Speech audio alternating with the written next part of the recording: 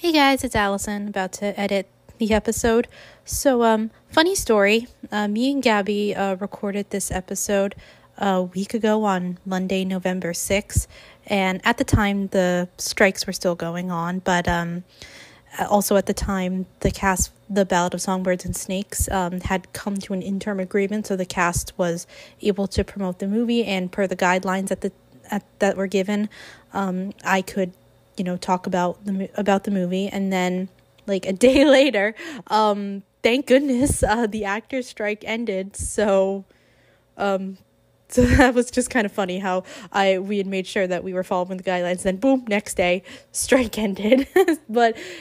And kind of good timing, because I realized while we were recording, I think like maybe one or two times we mentioned like the regular Hunger Games movies, like the original movies, which was not part of the interim agreement. The agreement was specifically for the Ballad of Songbirds and Snakes. So I was going to edit that part out of the episode, but good timing. Strikes ended, and least important reason for the strikes to end.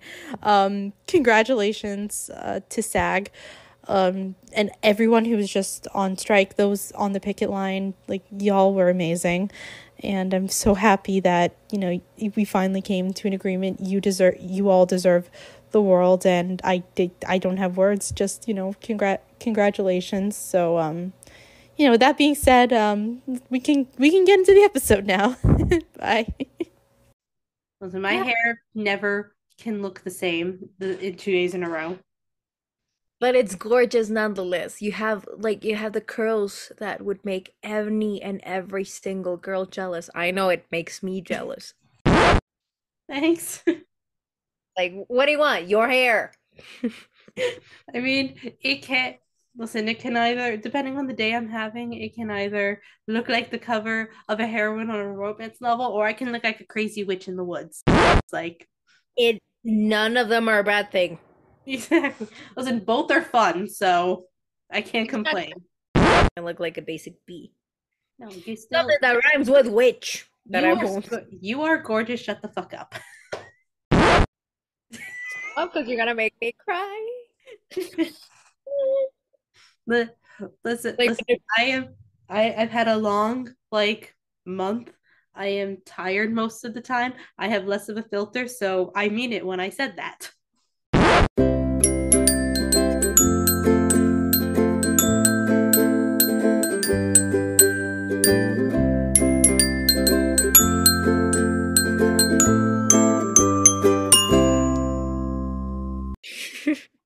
Anyway, this will be so much fun to edit. Hi everyone. I'm alive. I'm terrible at recording this time of year because I have a million things going on, and I did a show. I lost my voice at one point. I'm still kind of gaining it back because I have a cold that will not leave me the fuck alone. I went to Colorado and I went to Comic-Con. So, hey. And yet you were not alone. Yeah, Gabby is also recovering from a cold. I mean, people, it's flu season. If you haven't at least gotten sick once, you're not human, and I highly despise you. If you haven't gotten sick at least once. Listen, But hey, I still don't know how I did puffs while kind of dying. Actually, I know the answer. It was Dayquil and adrenaline. That is the only reason I was able to get through it, because I started out the very first day of tech week. We're working on the lighting cue, so I didn't have to do too much because I just did not have a voice. I went to work and I couldn't talk. I had to do every part of my job that didn't involve talking on the phone, which was hard. no. But still, think about it. You treated it with normal medicine. Most people treat it with tequila. I'm kidding. Not really. No, but yes, it does. It's like, what? Tequila. It brings back dead people.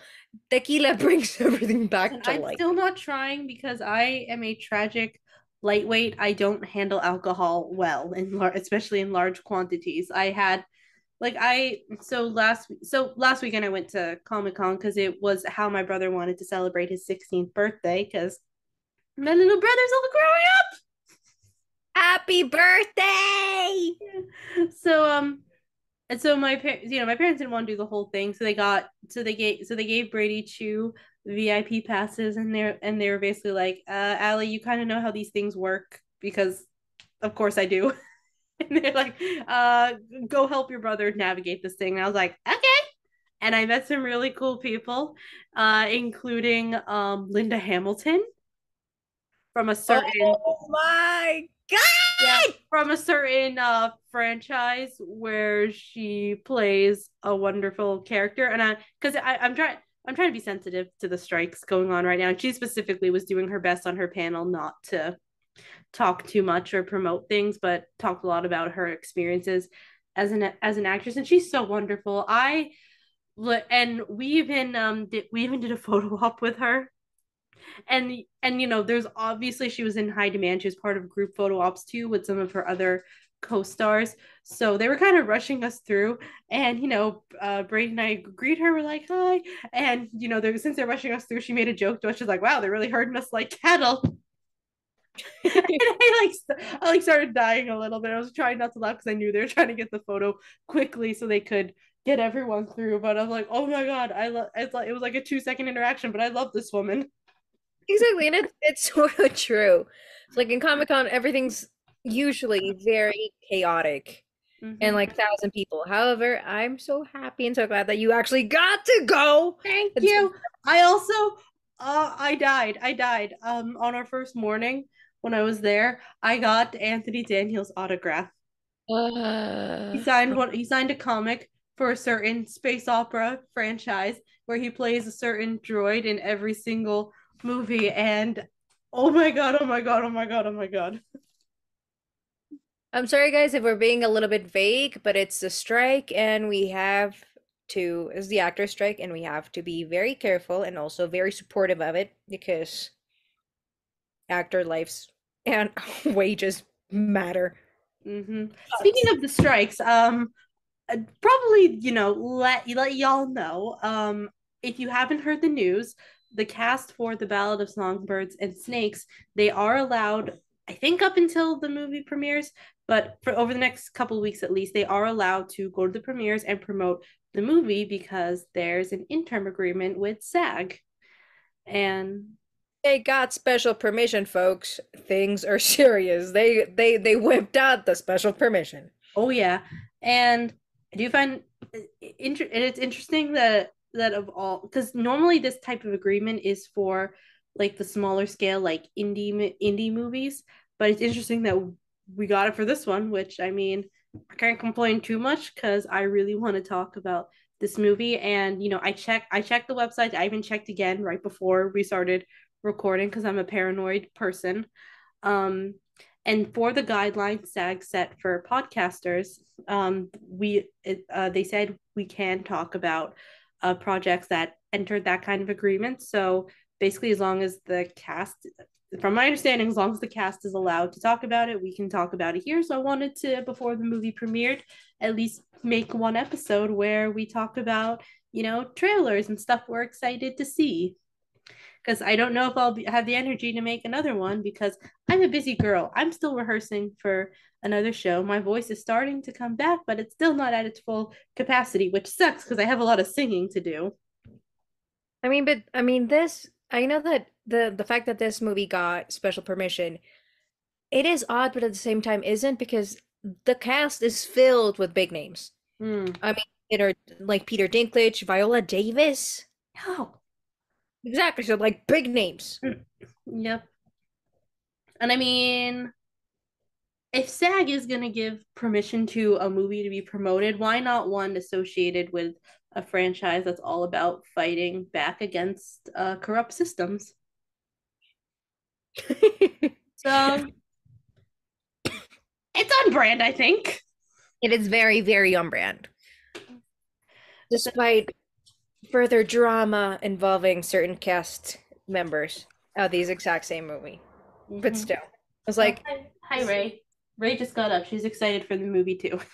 but it's Hollywood. How do you say? It's Hollywood, baby. Yeah, that's showbiz, babe. I mean, we're quoting someone from the cast, but still. So the Ballad of Songbird and Snakes. The highly anticipated movie that was announced like I don't know, like a week or two after the book came out back in 2020, and we've been waiting in anticipation ever since.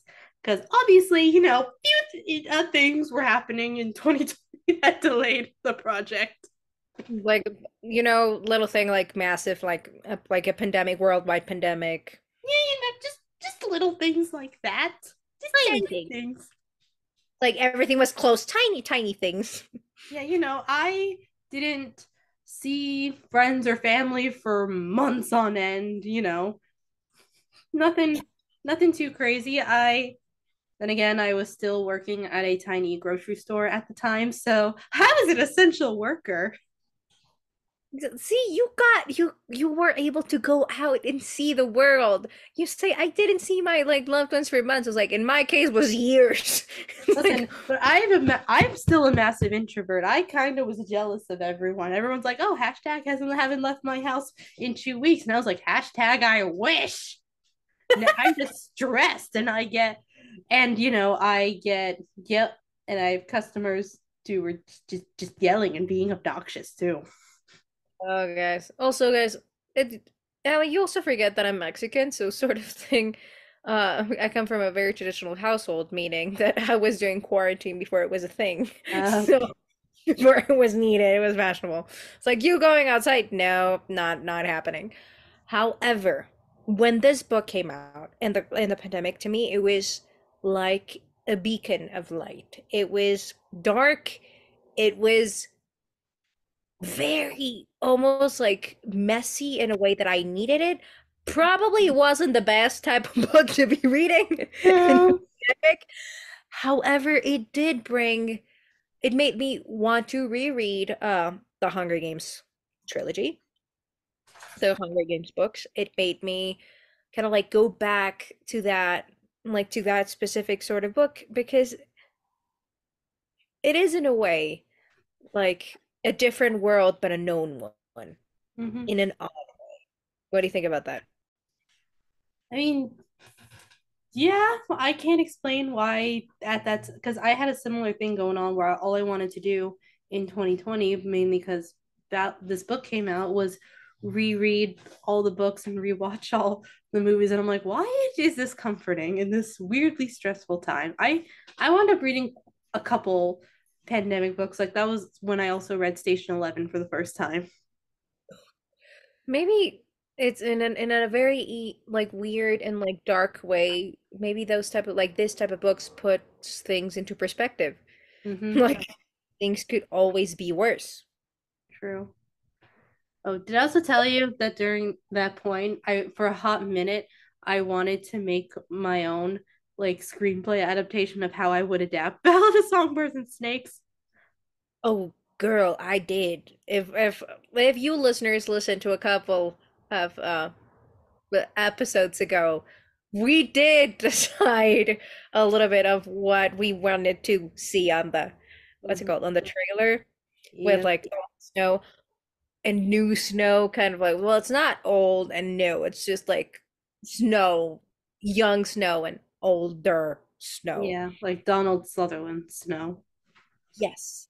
And Which, by the way, I'm not gonna name the projects, obviously, but I saw a trailer for Donald Sutherland in like a western, like I forget if it was a movie or a TV series, and meanwhile, Tom Blythe is starring in another like western series currently. And I'm like, wow, exactly, like it's who odd, like knows in westerns? Go figure. it was like parallels people. Parallels.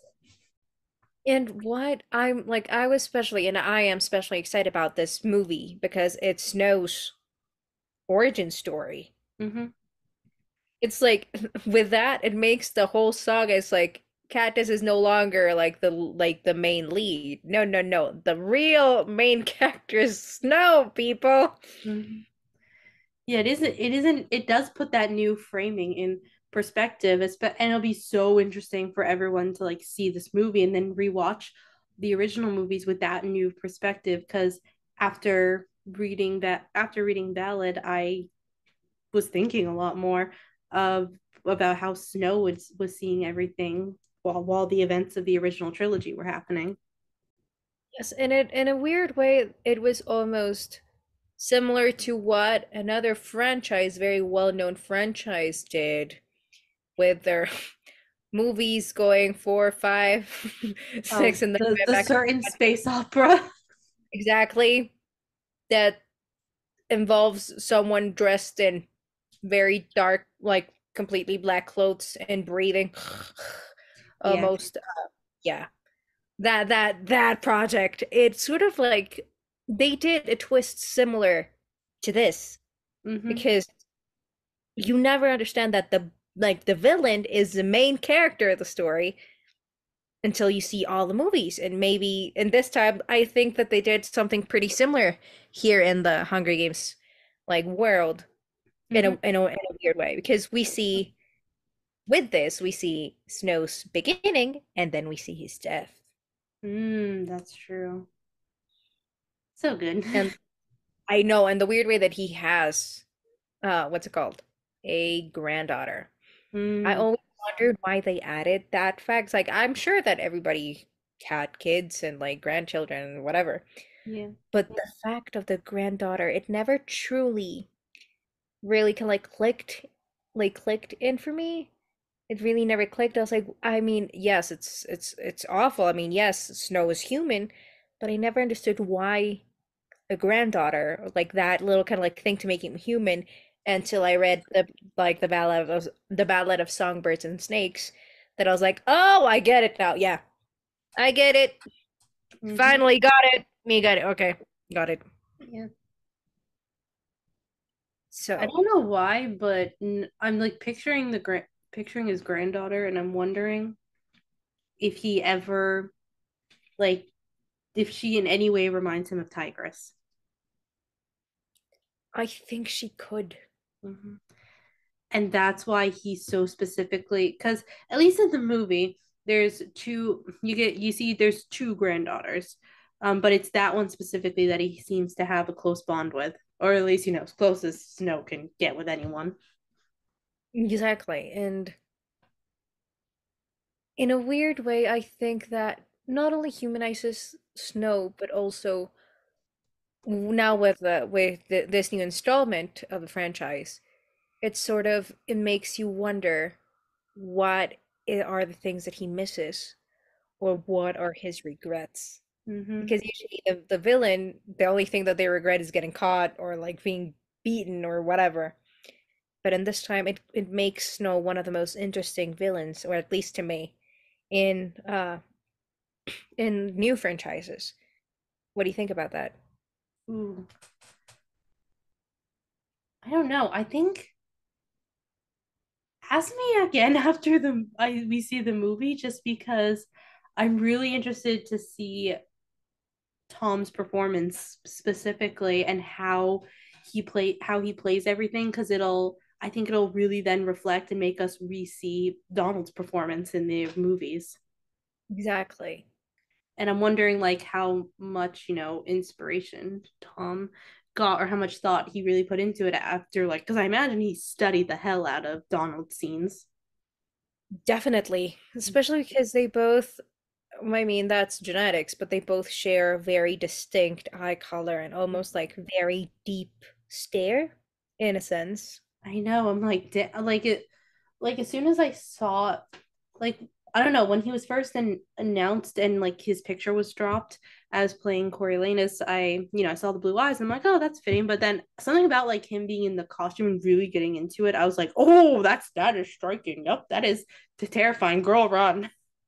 Exactly. And the fact that Tom like did has as like at least a similar sense of depth of his stare and his eyes. I think that both together being the exact same character years apart, I think it makes perfect sense. And I think in that case, casting was very on point. Yep. And in both the main trailers that they released, the fact that they in both of them they always added Donald's voiceover at the end saying it's the things we love most that destroys just really hammers in the connection between old Snow and young Snow. It's like no, this is the same Person. character. The voice you're hearing, that's who this young man's gonna grow into. Exactly. And almost like it makes you wonder if he became almost deranged or he was always that way. Mm. And And also, I mean, I've always interpreted him as like, because from reading Ballad, as someone who very much is kind of just ready to be that horrible person. And Dr. Gall saw that in him and just really brought it out in him. I mean, yes, but at the same time, there's like little like sparks of almost humanity Mm-hmm. in young Snow that later on in older Snow are still in an odd way there, but they're completely like twisted. You know, and it makes it almost worse because he knows and he's had opportunities to choose good, and like he has people in his life who would love and support him, but he just he chooses not to, which in a way makes it worse because he It's actively like chose that. it's like he constantly wakes up and chooses violence. Exactly. That's a mood he's always in. One character that I'm very, very interested and very excited to see is Tigress. I know. Actually, Like I lied to you earlier. I just remembered there was a second snippet I saw besides the reaping, and it was just that conversation between Choreo and Tigress where she's basically telling him, you need to actually like empathize with her and get this girl to trust you. I mean, She blew me I'm away with that one scene. I'm like, oh, I'm excited. and I'm very excited to see Hunter Schafer Mm-hmm. because even though technically she's still new to the acting world, even though she's been in another series, very famous series that is famous for many things, including makeup and sparkles and a lot of things that we can't Mm-hmm. say right now because of the strike. Uh-huh. However, I'm very excited to see Hunter's version of Tigress, and especially how that connects to that little snippet of Tigress that we see in the Hunger Games. You know. Especially when he's like maybe he no longer thought that I was beautiful, and Tigress finally becoming full on Tigress. Yep. And I'm really excited to see Hunter's like Tigress's version, still non-Tigress, but yes, Tigress, Yeah. just Like physically. Tigress before Snow messes her up. Exactly. And I don't know, I thought that it was very, very, very fun. Also, I'm very curious about Peter Dinklage's character. I know, because he's such a he. I know he's gonna do well because he's an incredible actor, but he's very different than how I pictured like Casa Highbottom in my mind. But I'm still fascinated, and Viola Davis, she can do no wrong. I mean, yes. But I don't know, like Casca, I mean, it did surprise me, however, it makes sense to me that Peter Dinklage is that specific character because if you notice Peter Dinklage a lot I mean he's known for very like characters that are very almost cerebral and almost like scheming and manipulative and And he also very always jaded. exactly and he brings different aspects of like they're all very jaded and they're all very manipulative and they're all very calculative and whatever calculative it's calculative or calculator. Yeah. Calculating. Yes, calculating. Thank you for saying that. It's like today I can English. There's days I can English, and there's days that I cannot English. Listen, I a lot of times cannot English, and it is the only language I speak. So what is my excuse?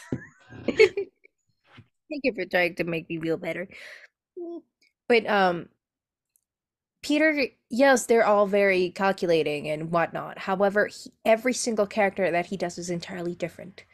So I'm very excited of what he brings and how he makes Casca his own Mm-hmm. and what he's going to bring to the table because he's a very, very fun actor to see on like on camera Mm-hmm. on screen. He's very, very fun, and a lot of his reactions are very like surprising in a way because you think that it's gonna go one way, but it goes entirely like the opposite way, and yet it still makes sense.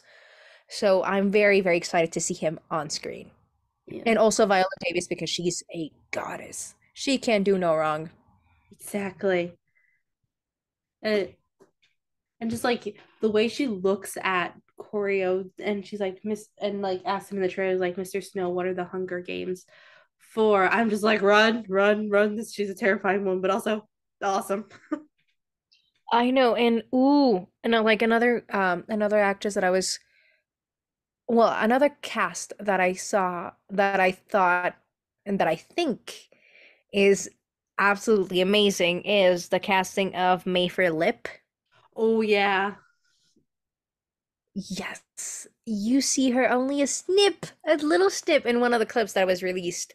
Mm-hmm. However, the sourness and the bitterness and almost like the gall of that woman, I saw her and I was like, yes. I was like, I would like to send that actress a bouquet of flowers. Yep. Yes. It's it's like the character, yes, would absolutely want to shove a snake down her shirt, but the actress, send her some flowers because she deserves them. Exactly. Also because she is everything I wanted Mayfair Lip to be and more. And she kind and I will probably see more of it in in the movie, but just from that little snippet, it's like she also had like the brattiness quality of it that I always pictured in Mayfair, Yes. which is It just the was icing on the cake. it's like it was a delightful, bratty, horrid character that was just absolutely perfect. And I saw the casting and I saw her that little snip snip of her and I was like, I'm very excited for her. I was like very excited to meet her. I'm very excited to meet that character. Because it's like a mean girl but on steroids. And I was like, exactly, it's like a very entitled mean girl on steroids. And I was like, I definitely want to see that. Exactly. And you know who we have who they haven't really been promoting for the movie, but I don't know, maybe they're just maybe this goes with my theory with I think of how they're going about promoting the movie because they've barely shown anything of Sejanus. I Like know. all they've shown is him throwing the chair and screaming, "You're monsters, all of you," which looks fantastic in the trailer. But what I think they're doing, because you and I were talking about this before we started recording, is I think that we were like they're kind of in certain ways that they're promoting, they're almost framing Snow as a hero, which valid concerns to have. But I think because it is Francis, I'm gonna hope for the better. I think they're trying to mislead us with the trailer, especially for those who haven't read the books. I think what'll end up happening is, they're showing little of Sejanus because they kind of want to surprise us with that storyline. And I think once you get to know him and you see and you like you're falling in love with him, and then with what happens to him at the end of the movie and how it's completely Choreo's fault, that's when it's like, oh, that's when your perspective will get shifted. The rug gets pulled out from under you. It's like, oh, this guy like really actually sucks. He's responsible for this, and he'll go on to be responsible for more horrible things. Exactly. That's because my worry since the book came out and the news about a movie being made came out, my biggest concern was the fact that they were trying to make Snow at any point a hero Mm-hmm. when in the book he's never like that's the whole point of the book that Snow has never truly been a hero Mm-hmm. ever. And that's I think that's the beauty of that character, that it's not something that comes with like aging and you become like bitter and like withered. No, there's just some people that are, regardless of age, they are pretty darn, they make very bad choices.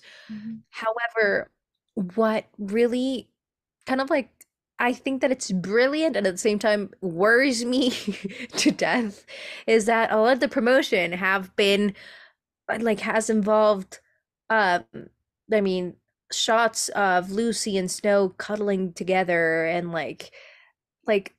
talking to each other and him looking at her in awe while she sings. And I'm like, I mean, yes, but at the same time, that's the villain. I mean, we all love like the hero, the heroine, and the villain trope. I know we all love Oh that yeah. type of thing. However, the Ballad of Songbirds and Snakes isn't that type of trope at Mhm. all. So I'm kind of worried that Hollywood did change that aspect of the book. Again, I'm really hoping that it's all just to mislead us. Like, I'm hoping it's one of those movies where, because there are certain tropes happening, if you're kind of watching with your brain turned off, you're not picking up on the red flags. And then obviously all the shit he does at the end, where it's like, oh, that will then make you go back and pick up on all the red flags.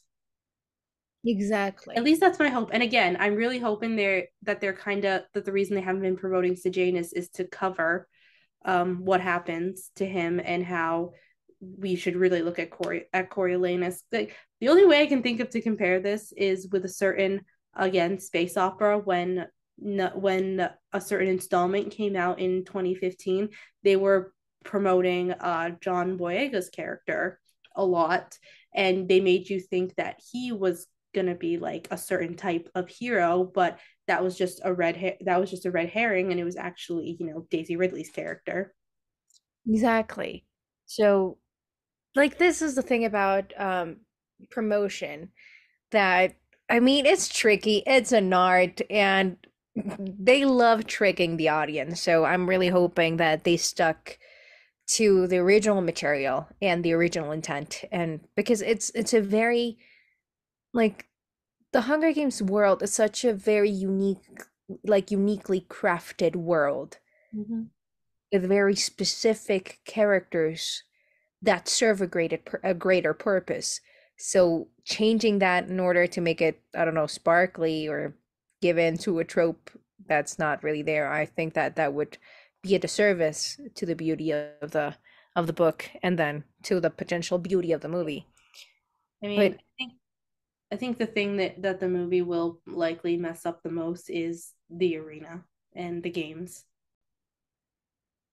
yes, I mean, I guys, I cheated and I did see a little bit like snippets of the arena, and I was not impressed because I mean, it's technically it's still supposed to be the 10th game. So, yes, it should like the arena should be non-glamorous, not even for a second.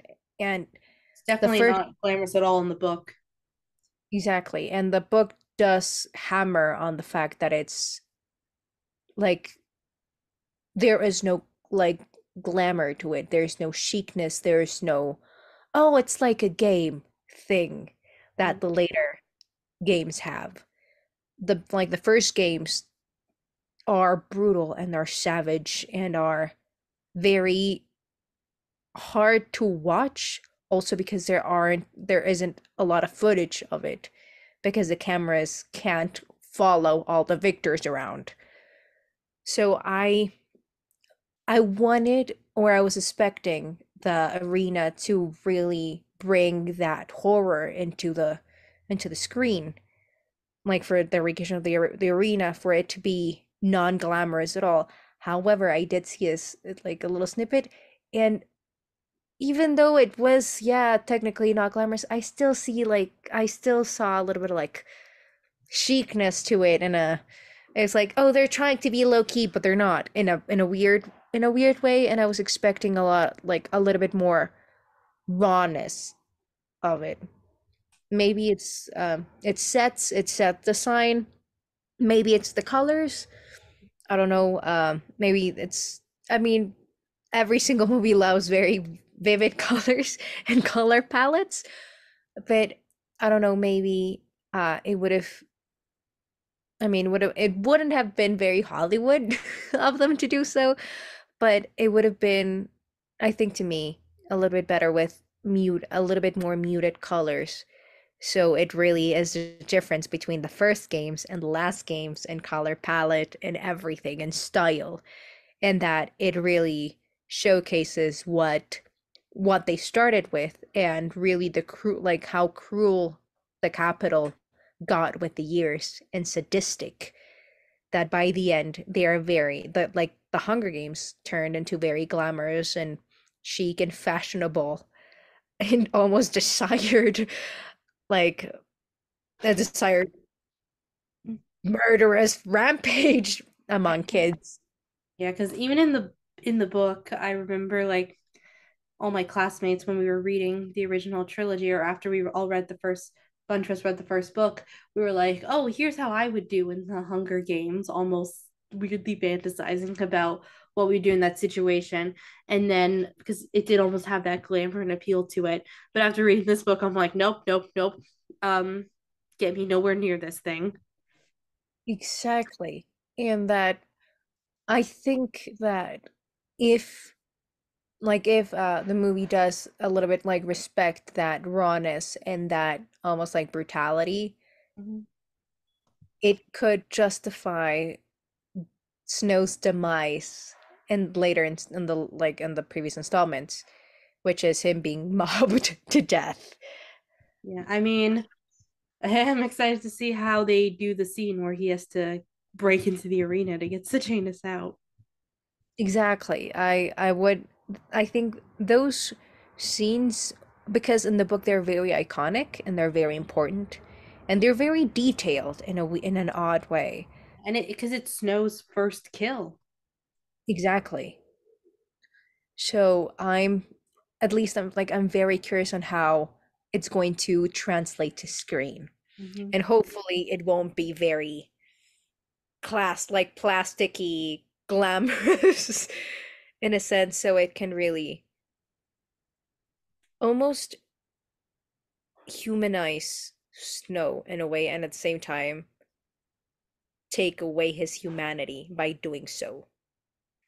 True, especially because like in the book when he's fresh off doing that, Gaul kind of corners him and almost molds him in a way to think about the way she wants him to. Also, what the crap with Sejanus is like trying to trade Snow's the tributes was like, I'll give you mine. Oh yeah. Well, because well, probably because Mark. I think because Marcus was like really fighting him or whatever because they were from the same district. They kind of knew each other when they were really little before Sejanus moved to the capital. But whatever. And also Arachnic Rain Mm. gets dies. Yeah, that'll be interesting to see. Is isn't she Seneca Crane's? And oh, Oh, I mean, maybe like a great aunt or something. yeah. Didn't Why do make you sense think? like that. Because Arachne was like she gets killed by her tribute Brandy. Mm-hmm. I'm very excited to see that death because also in an odd way because it's a crane. It sort of showcases how okay, it sounds very weird, but almost like that lineage was doomed with Mm, their involvement with the games from the beginning that's true. because he was game maker on the Mm-hmm. 74 Hunger Games. And Her great great great aunt was probably like was a mentor mm-hmm. on the 10th game. Wow. Both get doomed the year someone from 12 wins. Go figure. Exactly. So it's I think like all the parallels are very interesting and very fun to me.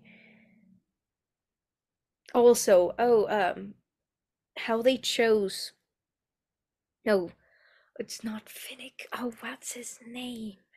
What's his name? It's here it is. Oh, the actor Jason Schwartzman. Oh, for Lucky. Yes. I'm very excited Yeah, no, he's so far from what I've seen, he's nailing it perfectly. because he is very similar to what's his name? Caesar Flickerman. Yes, sorry, and I was like, Flick to Flickerman. He's very, very similar. So maybe he was his father, his grandfather. I mean, yeah, I mean, nepotism does run rampant in the entertainment industry, no matter what universe you're in. Exactly, and that kind of like almost showcases the power of families. Mm-hmm. Certain families are involved in the games. Oh yeah, I mean, one of the mentors is hilarious Heavensby, and then Plutarch Heavensby, obviously Exactly. down the So, line. so don't you think that in a weird way, and like not in a weird way, but in a very interesting way, it's almost like a criticism to society, not only that society, but our society, Mm-hmm. and how power and influence is only kept in certain families, Yep. generational wealth and generational influence over Oh, society, etc. So I think that is very, very interesting. And maybe, do you think that even Katniss's origins are from the Covey? oh, absolutely. I 100. I know I've talked about it before, but I 100% believe that if she's descended from anyone, it's Maud Ivory. Yeah, which almost is kind of almost like the Covey being the end of the games. Mm-hmm. Which is perfect, but it's just perfect because it still ties into that origin, but not in, but still doesn't fall into like the neat little bow as if that it would be if she was directly descended from Lucy. But by then it would have meant that Lucy would have had to have a child. Mm-hmm. And how old is she again? She's 16 in Ballad. I mean, she could have had a child, but still, way too young. Yeah.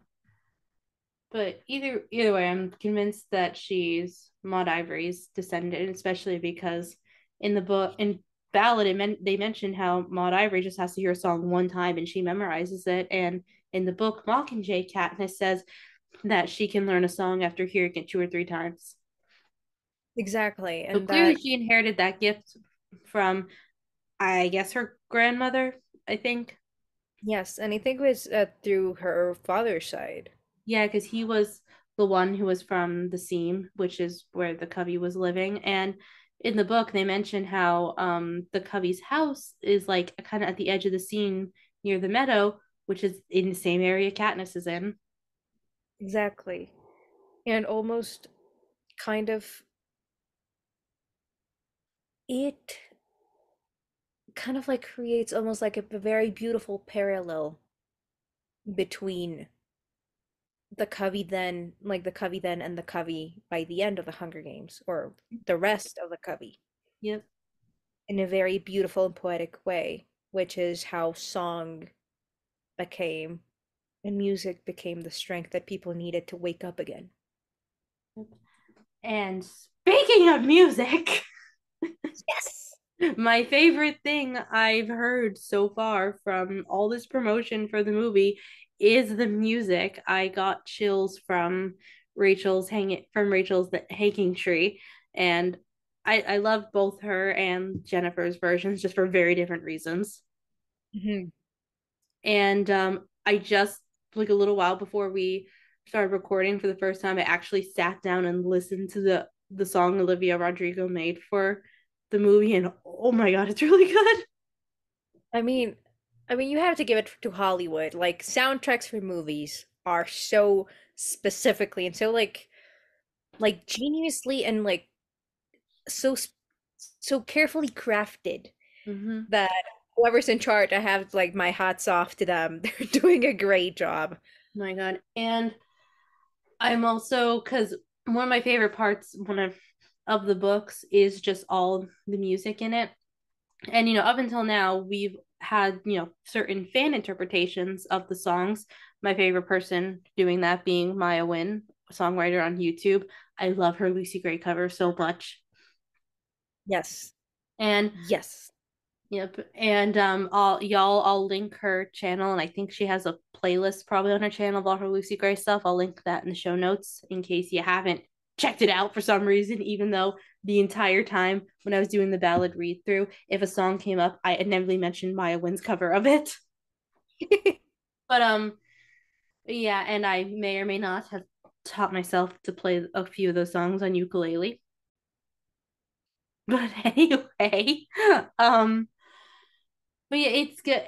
I am excited to get to get those versions from the movie. Just also a little sad that now Mayo's won't be like the main one that kind of went around the fandom, because like hers were the biggest covers that were going around the fandom when the book first came out. Exactly. And I mean, But how also they're not including all the songs, because I checked the song list and they have the repeat song, obviously the Nothing You Can Take From Me. Um Ballad of Lucy Gray Baird, obviously, because she sings it on her interview. The Old There Before, um, Pure as a Driven Snow, duh, and and the but I Wordsworth poem Lucy Gray. but I think it was a very smart choice to get rid of all the music in it. Not all of it, like, Yeah, but like a chunk of it. yeah. I knew they were gonna get. I knew not all the songs could fit in it because, duh. It's like like 2 hour movie. Yeah, or like Like, it's already a 2.5 hour movie. We don't need every single song, so I understand why. Um, I fully expected Sell You for a Song to be not making in the movie, but on the bright side, that means now the main version out there will be Maya Wynn's version. So everyone go listen to her version of Sell You for a Song. It is chilling and beautiful. exactly, because I would have wished that they, like, the people, like, with this, with the Ballad of Songbirds and Snakes project would have at least contacted the singer, and like for the fandom would have kept the versions a little bit, because Oh no, they've been Lionsgate desperately wanted to make their own versions of it because they straight up like flagged her videos on YouTube. okay. And One, they okay, made her and they were I don't know if they were threatening to sue her or something, but there was a while that she had to take her videos down, but thankfully they it got resolved and she could put them back up. She just couldn't stream her covers on like Apple Music or Spotify anymore, but yeah. but that's unfair in a sense because that was created before. Yeah, and it was a love, and she, in all her advertising, she specifically mentioned these are fan covers based off the lyrics from Ballad of Songbirds and Snakes, but the music accompaniment was her original interpretation. Exactly, and I think I'm sorry, but I think that's very, very unfair. That I get Lionsgate wants all the royalties Mhm. and all the they want to eat the entire cake. They want to have Like, and it's weird they were only target. Actually, I think I know why, because she was the most popular creator for these songs at the time, because there were other like songwriters and creators on YouTube who made their own covers, which by the way, a lot of them made really great covers too, like I, Emily. But exactly, yeah. But I think she was the biggest threat to them, oh yeah, especially she's because of definitely the how biggest threat, love. especially since like so many, myself included, wanted her to at least have the opportunity to audition for the movie, because she's like almost looks exactly how I pictured Lucy Gray when I was reading the book. Like she almost Yes, came straight out of my head. So I was like, oh my God, she's perfect. And she but would obviously have been she that's would not have the been. route Lionsgate wanted to go. So they But want to get rid of that. I know, but I think she would have been a great Lucy. Mm-hmm. I think she would have been almost like perfect for it. Um, but I mean, things change, and I get Lionsgate wanted their people. However, but I also think that they flagged her videos in order for there not to be any comparisons. Mm-hmm. Because imagine if Lionsgate did a version that was worse than the Yeah. fan Well, created one. newsflash, back in the day, people made when the Mockingjay book came out, people made covers of The Hanging Tree. People made covers of Deep in the Meadow when the first book came out, when we had no movie reference. So fans are were already comparing when the movies came out with their version. So inevitably it's going to happen. They just flagged Maya because her versions were the most popular. Yeah, because they were just being salty about it. However, I am very, very excited about I'm sorry, I'm very excited about Snow. Extremely excited about Snow. For Because good reason. I know, I mean, because I get everybody loves Lucy Gray, but I'm sorry, I'm the sucker for the villain. I'm the sucker for well-written villains. Mm-hmm. Especially because we always in an odd way, like the big villain is usually someone much older. Mm-hmm. And in this one, it's like, oh no, we're seeing like the big bad wolf since he was a little cub, yet he Yeah. was still He's a peer. He's one of us. exactly. And so I'm very excited for Tom's version of Snow. I'm extremely I mean Donald Sutherland was Mm-hmm. okay, that man is a genius. That man is a god. That man did he made me like Snow. I know. He like had the charisma for it. Exactly. It was like that little like that son of a quack made me really love Snow as a bad as a bad as a like as the villain. Mm-hmm. Especially, okay, I'm Mexican and it's really close to my heart. Okay, Mexico has had only one dictator, and he also, same as Snow, used to um poison. Okay, by the way, people, that was like this was like 100 years ago, but he used to poison all his competitors in elections. So he stayed in power for a very long time because he kept killing them. So a lot of like President Snow weird kind of like poison fetish like to kill the competitors. I read that and I felt in a very odd way. I felt like a little like glimpse of like pride in an odd way because I was like, I like historical figure. I know who's done that, and he was Mexican. I know it's very, very bad. However, that made me, in an odd way, be very kind of like respectful for Snow, especially in his last years. Also because genuinely, he never, he genuinely was a very almost like strict and very straightforward villain. There Mm-hmm. were no, oh, I'm twisting this and I'm twisting that. No, he was, even what he said to Katniss, I thought we had agreed not to lie to one another. It's like they were like oddly frenemies. They hated each other. Oh, that's another scene I'm looking forward to seeing brought to life is when Gaul kind of instills that lesson in him, because when I read that I got chills and I know Viola's gonna kill it. Exactly, because Gaul is such a very it's Gaul is a very iconic or will be a very iconic villain because she is the person that made Snow Snow. So sort of like the devil had to learn from someone, and usually the people that they learn it from are worse. So I'm very excited to see. Okay, Peter Dinklage, very excited. Viola Davis, very excited. Tom, as no, hell's yeah, excited. Hunter Schafer as Tigress, the most excited person ever. I'm excited. Okay, I'm very excited to see Mayfair Lip, that actress. I'm sorry, Mhm. her name's Isabel. She is right now. It's like, oh, the little snips that the one that I've seen from the movie. She has been. I think she's been my favorite so far because she is and was exactly how I imagined it. So it was so satisfactory for me to watch it, and I was like, that's her. And that whoever was the casting director needs a raise. Yep. I think oh, what's her name? I'm blanking on her name, but I know she even was the casting director for I think at least most of the original movies. Oh, I am looking. Okay, I'm looking for her name because that woman deserves. Is it Deborah Zane? I think so, but yeah, she was casting director for this one, right? Yeah, yeah, Deborah Zane and Dylan Jury. Yeah.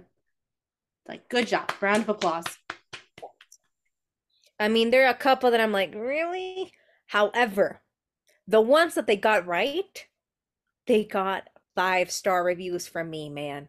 Mhm. 5-star reviews. Like, I hope that this is Tom's, like, breakout role, because obviously he's had some success with television, but I hope this is his, like, breakout role. I hope that, especially the supporting cast, like the younger cast members, this opens so many new doors for them. Like, I just wish everyone the best, okay? Exactly. And also because I'm sorry, he is gorgeous and he has a very likable face in a very cold way. Hmm. And I'm like, I'm sorry, but we need like a bad boy that sort of looks angelic.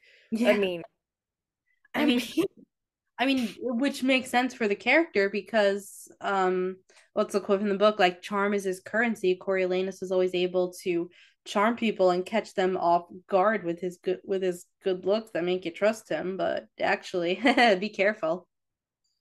exactly. I'm excited for him as an actor. I'm excited for most of the people in the cast because I think this is a very very interesting movie. And I hope that not only the strike and everything doesn't affect them much. Like we everybody knows that it will. Hmm. Um because they're I mean this is a very big project. However, there because of the strike, there are currently much bigger things in jeopardy right now. Yeah. Um than promoting. I mean, it's a piece of art. Hmm. So I'm sad that they couldn't promote as much as it was originally thought about Hmm. because I think they could have done. I mean, right now all the publicity that they're doing, they're great. I mean, it's everywhere. I can't escape it. I look at YouTube, it's there. I look at On my TikTok TikTok. page, it's there. It's even on E News, like entertainment news, because my parents watch that every night. Exactly. It's like it's freaking everywhere. It's like I really it's not enjoy, but I really respect their like the force that they're going with it. They're Mhm. like a speeding horse or a train. They're like running towards it. Um, but at the same time, it's like if the strike hadn't happened, or if the AMTP had signed a good deal from the very beginning, we could have gotten a very interesting, um, You know. at least, um, promotions. However, things happen for a reason, and that it is what it is. However, this is still a very exciting project. I don't think that there's gonna be another movie at all from this franchise. What do you think? I mean, most likely no. Um, I don't know. Maybe we'll get, future novellas or book material down the line, but probably not for a long time because Suzanne's very careful about what she releases and when, and she thinks about it. She never rushes into it. She's like, is this important? Is this relevant? Does this actually benefit the world? Because they call it well, I call it almost like clockwork writer, which she's very careful, and she makes sure that every single little part of the clock that she's creating goes well with the other and works in harmony and in unison perfectly. Mm-hmm. And it's like almost like tweaks here and tweaks there, and it she doesn't release it until it's absolutely perfect. So it's like Mm-hmm. almost like clockwork. instead of like hot cake kind of like writer. And also, she has some good, weirdly good timings with book releases because the first Hunger Games book was released in 2008 when, we were having a wonderful recession. And then Ballad is released in 2020, which enough said. I mean, it's like, dear Susan, can you release books when when the world's not going to shit? Can you please? I don't want. I don't want to have to make the world go to shit for you to release something. It's like this is our villain origin story. Oh my god. This is a very interesting project. Viola Davis. Oh, okay. Okay, this is a hot take of on it. Very hot take. Mm-hmm. I don't like the wardrobe in this, or what I've seen. I don't like it. I'm sorry. I know you have gripes with one specific dress. I know. I know because it doesn't look worn. Lucy, like Lucy's dress. It's supposed to have been her mother's, and it looks brand new. And I get it. She could have put it in a trunk and hide it, like hid it somewhere. But no, no. So I'm okay. Okay, I'm gonna shut up about it, but it's like it looks brand new. I'm sorry, but it looks a little bit like Now that I've seen it, you pointed out to me, I can't unsee it. So exactly, it looks brand new. Look at the corset. It looks brand new. yeah. And I'm sorry, like everybody else looks like in a prison almost. And Lucy looks like Hannah Montana. I'm sorry.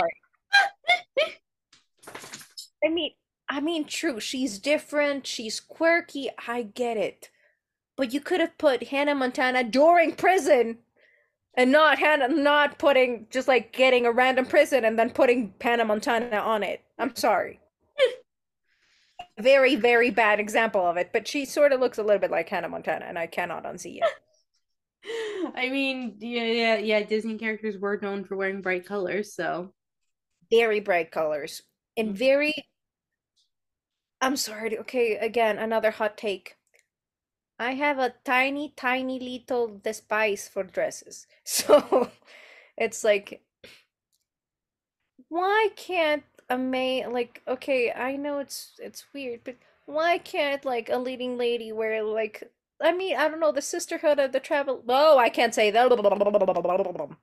Why can't a leading lady wear like jeans? Like a very cool pair of jeans. Sorry guys, I almost I well, slipped.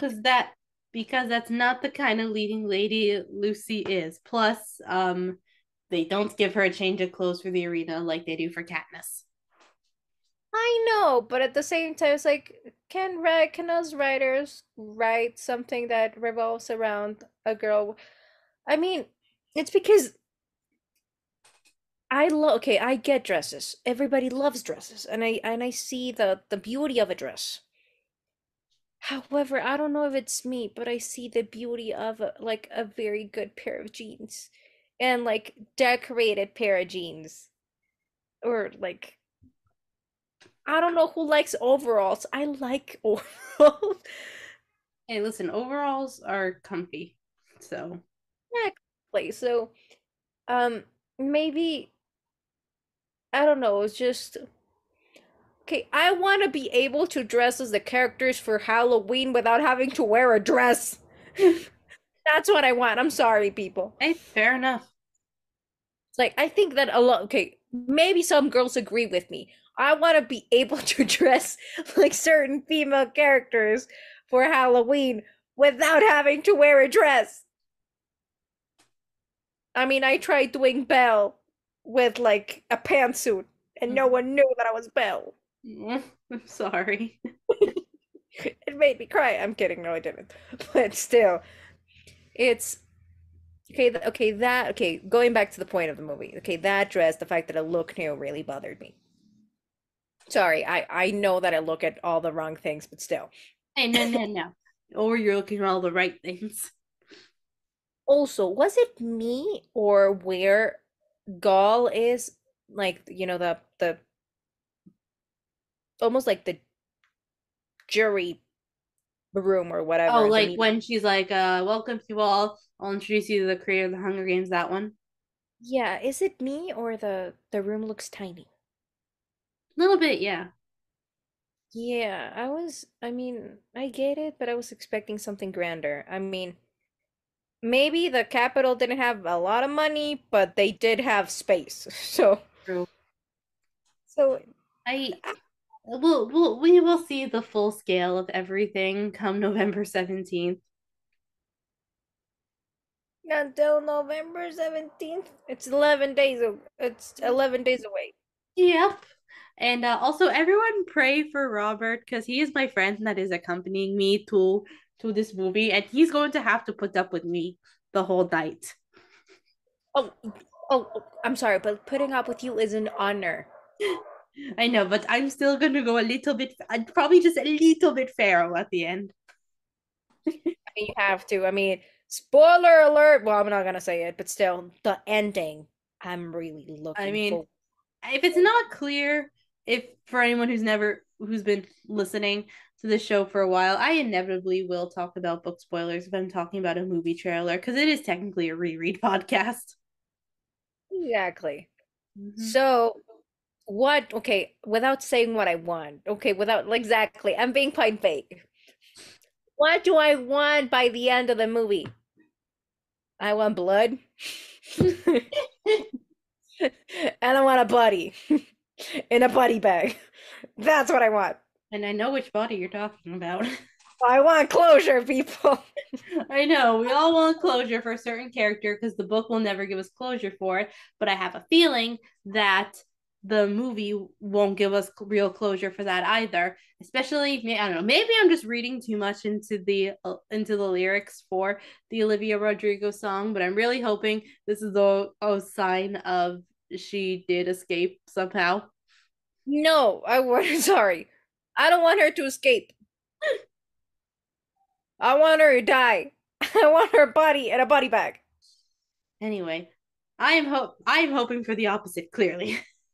No, I want her like a tea bag. I want her in a bag. I want her body in a bag and underwater. Oh, That's what. by the way, I know you and I talked about this, but I don't think I talked about it while we were recording. My like one major problem with that I have with the marketing is I think they're showing too much of Coriolanus and Lucy Gray in District 12 I know that really bothers me. because I again it's one of those things where I think if you're a casual viewer, just kind of like la la la la la, oh new Hunger Games movie, I'll check it out. You're That's so just how they they're sound. going, you're like they're going to think that's a freaking love story between Lucy and Snow, and it isn't.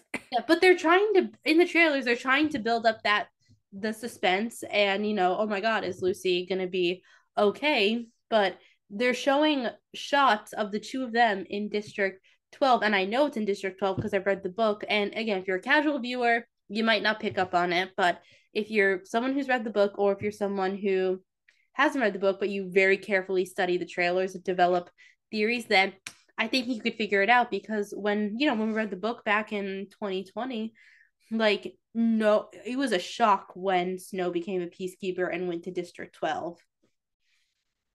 Exactly. Also, another thing that really bothers me. There's a lot of things that bother me. A lot of things that they did great. Absolutely gorgeous. Other Mm-hmm. things that really bother me. Well, it doesn't really bother me, but it's not my favorite. So, like some of the styles that they chose for the music, Mm-hmm. singing styles, I wasn't a fan. I was expecting because okay, I saw like I heard the covers, the fan made covers, and I loved a lot of them. And then when I saw snippets of some, I was like, my heart is crashed into a million pieces and it's on the ground. Well, you know what other song they didn't include for the movie, which I'm kind of glad because I really adore that song, but I'm a little surprised because they probably could have worked it in. Crawling to You. I'm glad that they didn't. Save that song. Yeah. Save it. Especially because I think Maya Wynn's cover of it was perfect. Exactly. So I want Maya's cover. I don't want to hate it. Yep. Please let it please let Maya have it. She deserves it. She made a masterpiece. Yep. And it's the most fun.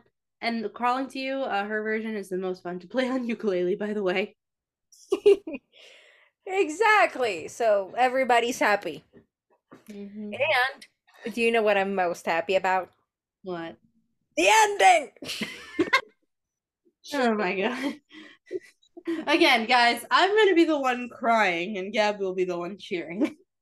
Exactly. I'm sorry. Okay, I am the type of person.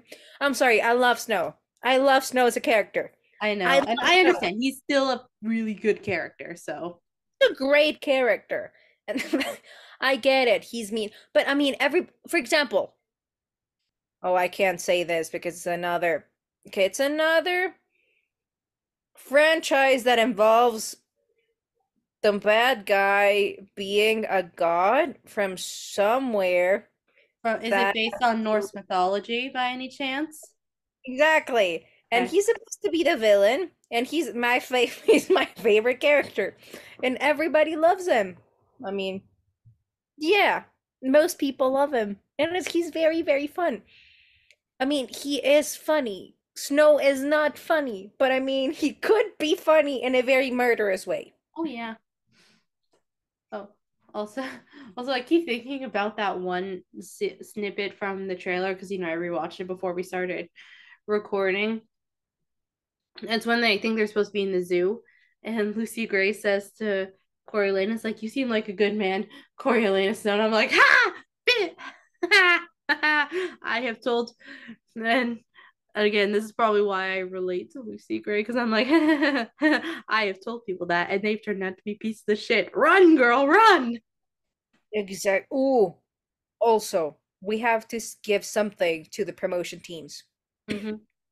The picture that they released, Viola Davis's picture, Mm-hmm. at all, is a masterpiece. Mm-hmm. The fact that she has a freaking snake in her Mm-hmm. hands, Mm-hmm. wearing almost like washing gloves, Mm-hmm. like almost Kind of gives off Lady Macbeth vibes, like with the gloves in the hand. yeah. Okay, you say Lady Macbeth. I I thought firefighter bread. Oh, yeah, very different minds. It's like if I think of a firefighter washing dishes, I think of those gloves. But I mean that mixed with dominatrix. Yeah, I mean a lot of the posters have been really good, and just my favorite thing, like, has been just that image that they play at the end of all the trailers, where it's like it's the songbird and snake kind of going at each other. Exactly. And I'm sad that the songbird wins. Well, they do, just 60 something years later. I mean, it does. They do. And okay, for me, it's very, very funny because the Mexican flag is actually an eagle Oh well, eating eating a snake. well, I'm not kidding. there Look, we go. Anyway, we should probably wrap this up soon just because I'm a person who needs to get up early to go to work in the morning. Yeah, you know, you were right about that. exactly. So a little bit is like the fact that it's just like songbirds and snakes. I'm like the Mexican flag has that, and the fact that they use one of the best things of the well, not best things, not the best things, but one of the characteristics of a dictator. Memorable? Yes, for the main guy, Yeah. the villain. I don't know. To me, it's very twisted yet wholesome to me. Mhm. Sorry to say this, but Hey, it's very wholesome. No, but this is gonna be a great movie. I am fine. I will go to the cinema and watch it. Fine.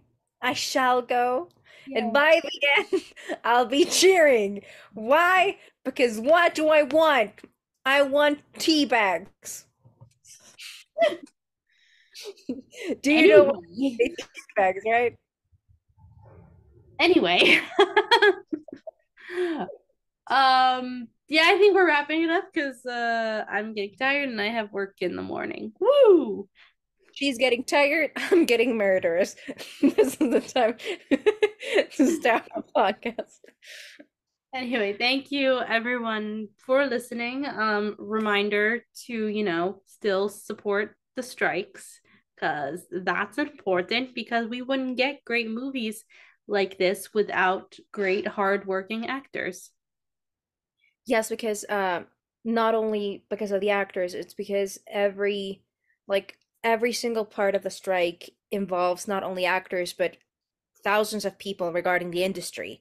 Mm-hmm. And the fact that everything right now is like stopped, it involves like it affected more than just actors. And I do hope that the AMTP and the union arrive to a very good contract in favor of actors because we slash they do deserve the world and more because they make worlds and they create worlds for the rest of the audience for them to believe and to see, and pretty much they bring great pieces of art such as Susan Collins works into life, like live action, like into like to life. So I hope that um you guys support the strike, and I really do wish this movie a very good um a smooth opening, if like because in regards like taking to everything to into consideration. I hope for them, and very good promotion and promoting times. Mm-hmm. And what was I gonna say? Oh, right, because um, again, because again, these movies are very important because, like we said, it was movies created by great actors and artists and all the other crews working behind the scenes. It's because of them we had these movies during times like COVID that brought us comfort and kept us mostly sane. Exactly. So And just remember that. That's why these strikes are important. yes, because like they gave us a reason to keep going, and now we have to give back and help them keep going. Mm-hmm. So thank you to SAG for coming coming to this agreement so that we could talk about this movie that we're very excited to talk about, and just thank you for all the work y'all do in general because my god. Exactly, like big round of applause. Mhm. And it's all the actors who've been and anyone who's been braving the picket lines over the past year. Like y'all are the real superheroes. Yes, definitely. It's like I'm in awe of you. I applaud you. I'm with you in spirit, and we're with you. And hopefully, that's like one day strong, like one day longer, one day stronger. So hopefully, they'll get the best, the best deal ever.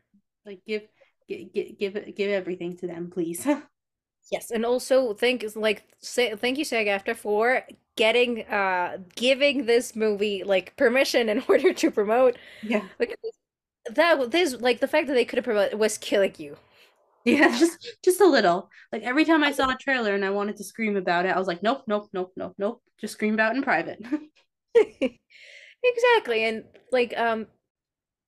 I mean, she like Susan Collins is a great writer, and it's gonna be a great movie.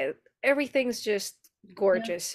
So There's another certain adaptation for a series that I love coming out in next month that still cannot talk about. And do these companies not understand how much free promotion I'd be giving them? Give the actors what they want, god damn it. exactly, it's like people, we're withering right here because It's we like you don't understand all the free promotion I would be giving you if I was able to, and also if I had the energy right now because your girl's in another show, and I don't even get paid for it. no, but it's gorgeous. It's art and it's gorgeous.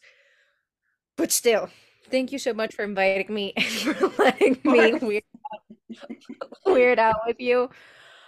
Oh, later on, we shall fangirl over the pictures and over the Oh, promotional or activities. just just you wait. I imagine next weekend, one at some point I will be FaceTiming you just to scream about things. Definitely. Because I'm pretty sure at that point we won't be able to talk about it anymore on this platform. So you and I will just have to scream about things privately. Exactly. And we don't like having to scream about and fangirl about things privately, people. Yeah, like one day when the strikes are over, we'll have like a probably a 3-part episodes just talking about this one movie. Exactly, because people, when you love something, it is very important to share it. Because, I mean, it's love. We share the love, we share the awe, we share the, like, we're sharing the amazement, we share the adoration of art and projects and actors and movies, and it's just very, very cool. Mm-hmm. So please let the strike. It was like one so that people can get paid and stuff and get and have work again, and Yes. and two so we can talk about it again. Yes, and AI to be finally monitored correctly. Yeah, like AI kind of terrifies me low key. Like, didn't we all go through a period where we're releasing movies about the dangers of AI? Now we're just willy nilly being like, oh, AI. I know, it's like those were warnings, people. Mm-hmm. Just like how the Hunger Games are a warning to society. I mean, they're a warning, or they're like a tiny little gorgeous prophecy. I know it's very bad. Okay. Anyway, Anyway, let's hope that never goes that far. let's pray that it doesn't.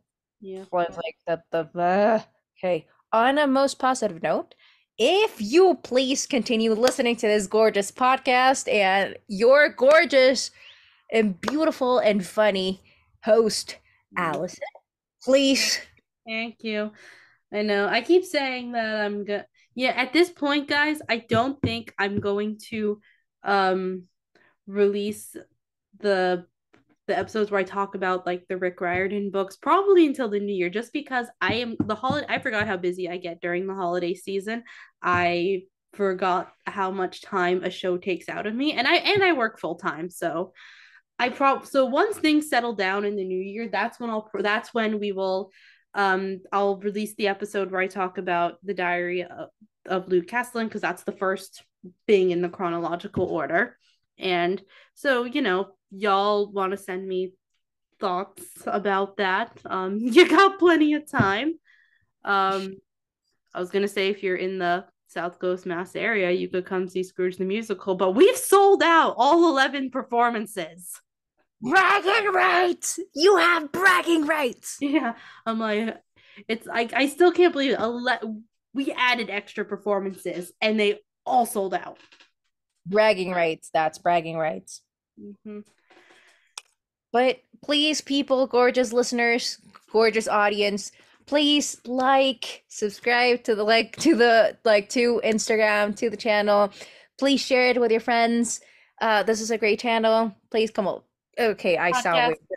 I mean, I do Subscribe, share. I do post these on YouTube sometimes, so you're not wrong in saying channel. Exactly. So, but send your thoughts, send your love, send any ideas that you have, send your opinions about what, like, whether you're excited or not, or what you liked about the characters, the trailers, the clips, the snippets that were released. What do you think about the promotions? Please do share your love and share your support. This is very important for this channel, and I want to give Ali a special applause for inviting me and for being the awesome host that she is. Hey, you're always welcome. You helped me get somewhat of a structure going. It's like what was the structure? Chaos, but still. Yeah. Chaos. It's still a structure. It is. Well, just like a certain character who's based off a Norse god that we talked about. Chaos. Chaos. Woo! Underneath, you're going to find my social media, my Instagram, my YouTube channel, or whatever you want. You can join, see, watch it, share it, whatever the Yeah, fuck you want. speaking of covers, Gabby's got some great covers on YouTube, guys. So I'll definitely link to her channel. Thank you for saying that, guy. Look, I'm gonna cry. You always make me cry. Yeah. Allie! But okay, let's a round of applause for Allie. Thanks. Share the channel, subscribe, like, share your thoughts, share what you like, share what you loved, and share your love with Allie so she'll continue to make this gorgeous channel and continue talking about what we and like when we and what she loves the most, which is books. Thanks. We're both on crackhead energy right now. But anyway, thank you for all those nice things. Don't you're gonna make you might make me cry a little. I get it, it's payback. But yeah, as always, thank you so much for coming, and everyone for listening to the chaos that unfolds. I hope everyone has a great day slash night, and we will talk to you next time. Maybe I'll make a Christmas related episode before the end of the year. Anyway, bye. Bye.